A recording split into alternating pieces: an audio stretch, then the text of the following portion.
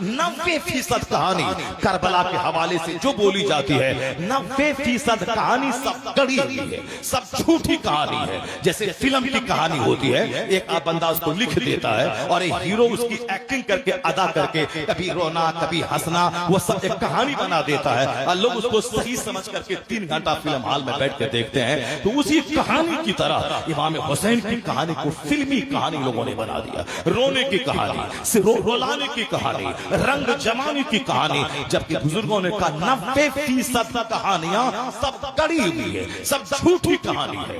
ہائے صغرا ہائے سکینہ کی کہانی جھوٹی کہانی ہے۔ اہل بیت اطہار پہ الزام لگانا ہے کہ اہل بیت اطہار کی کہانی یہ صبر کی کہانی ہے، یہ حق کی راہ میں قربانی کی کہانی ہے۔ وہاں رونا کہاں ہے، وہاں کھونا کہاں ہے، وہاں سر کا بال نوچنا کہاں ہے، وہاں عام آدمی کی طرح سر سے دیوار سے سر ٹکرانا کہاں ہے۔ وہاں تو لاشوں کے انبار پہ بھی دین کی خاطر سب کچھ لٹانے کا جذبہ ہے، نہ آنکھوں میں آنسو ہے، نہ پیچھے بھاگنے کا جذبہ ہے۔ جب لوگوں نے یہ حالات پیدا کر دیے تو اب اس حالت میں سوائے صبر کے اور حق کی راہ میں سب کچھ لٹانے کے کوئی راستہ نہیں رہ گیا۔ نہ اس کے سامنے کھکی آیا ہمیں زندگی کی بھیک دے دے، ہمارے علی اصغر کو بچا دے، ہمارے بچوں کو چھوڑ دے، چلو وقتی طور پر ہم تجھ کو مان لیتے ہیں۔ نہیں نہیں، میرے امام نے آخر تک حق پر قائم رہ کر تلواروں کے ہجوم میں، تیروں کے ہجوم میں، لاشوں کے انبار پہ 1 انچ پیچھے نہیں ہوئے، 1 انچ بیک فوٹ پر نہیں گئے۔ کہا میں ظالم کو سمرتن نہیں دوں گا تو نہیں دوں گا،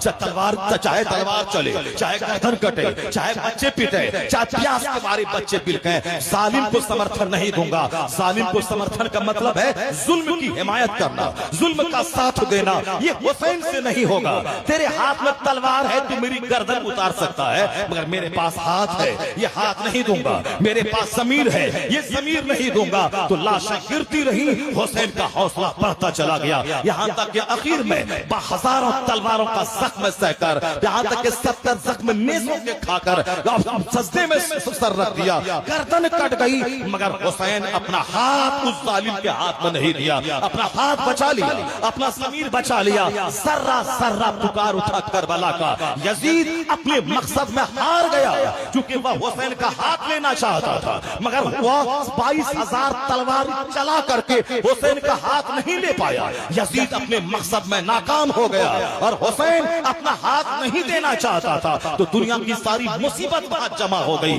کربلا میں بھوک جمع ہے، کربلا میں پیاس جمع ہے، کربلا میں پردیس جمع ہے، کربلا میں چٹکل میدان جمع ہے، کربلا میں دودھ پیتے بچوں کی پیاس جمع ہے، کربلا میں جوان بیٹوں کی بیماری جمع ہے۔ جہاں جوان بیٹوں